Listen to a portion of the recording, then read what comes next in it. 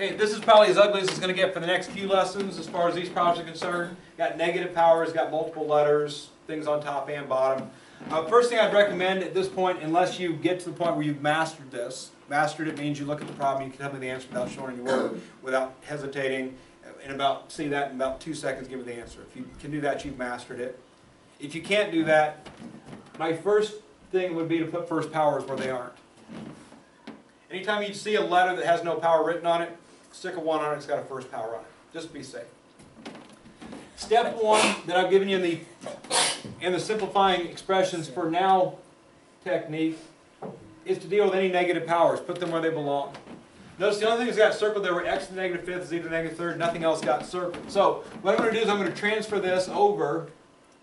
I'm going to rewrite everything that's fine. So y to the sixth is fine, z to the first is fine, y to the second is fine, x to the first is fine. All 4 of those are right where they belong. It doesn't matter where they are in the order of things on top and bottom. It just matters they're on the top and the bottom. So these guys are on the top, these guys are on the bottom. It doesn't matter what order they go in. This guy belongs on top, so z cubed belongs up top. This guy belongs on bottom, so x to the fifth goes in the bottom.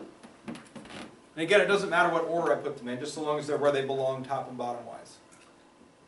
Step 2. If I see this picture, the same letter occurring on the top or the bottom, we have to fix that next.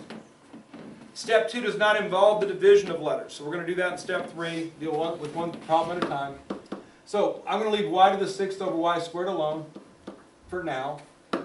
Z times z on top, the rule says to add powers, 1 plus 3 is 4. X times x on the bottom, the rule says add powers, 1 plus 5 equals 6. And we fix that, so now there's only one z on top, there's only one x on the bottom. And looking at this overall problem, there's only one x in the whole problem, there's only one z in the whole problem. Those are perfect. There's too many y's, so the last thing I have to deal with is this. Z is right where it belongs, x is right where it belongs. Nothing's changing those, so they're right where they belong. All I have to do now is determine where y belongs, which is top. Top because 6 is bigger, and the power should be 4. 4 because 6 minus 2 is 4. Every answer we get to these problems should get positive powers because in step 1 we made all the negative powers go away, right?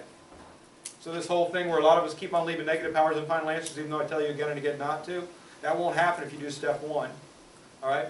So you never want an answer that has these negative powers? Never ever in my entire life do I want a negative power in a final answer until you get to calculus.